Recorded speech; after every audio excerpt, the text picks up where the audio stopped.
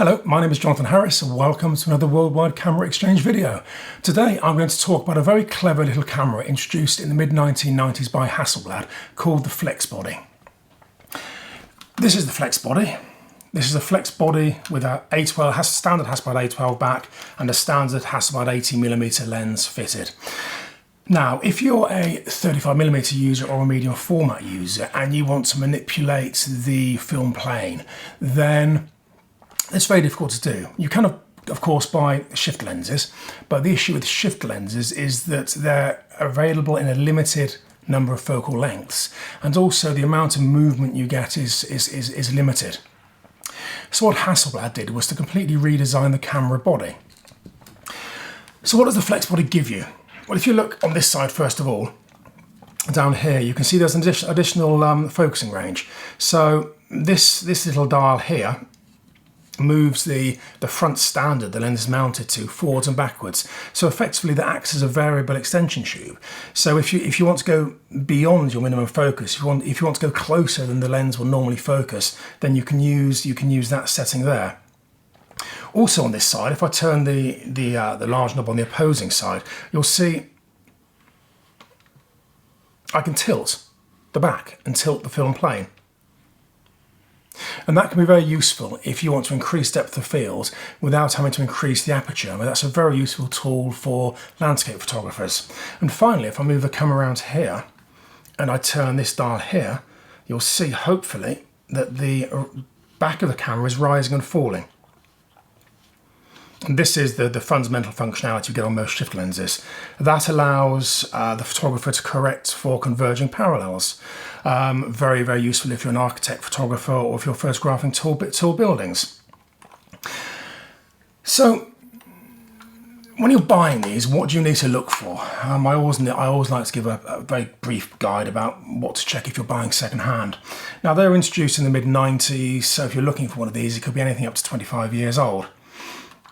If I take the back off and if I take the lens off, you'll see that the camera itself is actually relatively straightforward.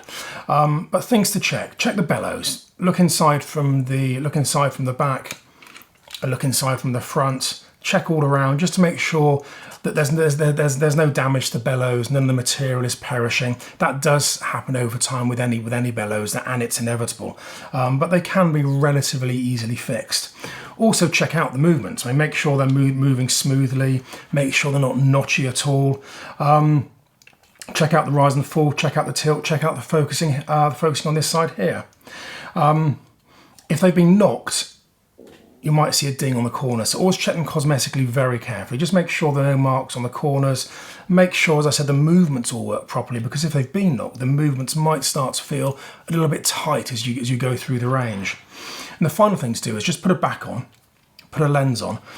Now, there's no communication between the front and the back, so you have to wind the back on separately and you have to cock the shutter separately. So this big knob on the top here, just make sure you can cock the shutter, and make sure you can wind on the back here, and then just make sure with the supply cable release that the release releases the back and interlocks with the back mechanism. But once you've checked those things, you're good to go. I mean, it can be good to put a film through, run a couple of films through it if you get the opportunity. That's fantastic. That'll give you a chance just to make sure everything is working perfectly. One final thing to check, and I will be a little bit careful about this, is just make sure you get everything that was included new. Obviously, you get the camera body itself. It comes fitted in a small blue case. That's not essential, but it's nice to have. You also get, this bit is important. You get the focus screen adapter. Now, this isn't a standard focus screen adapter. This is a special focus screen adapter for this camera.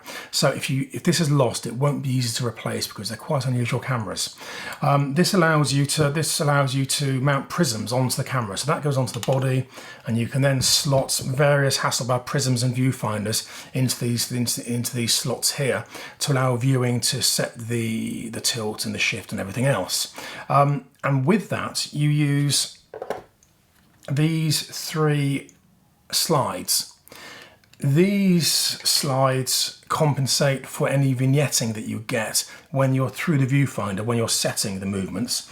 And this is just the standard slide that just slots in to keep light out if you're not using the other two slides. So make sure that's included.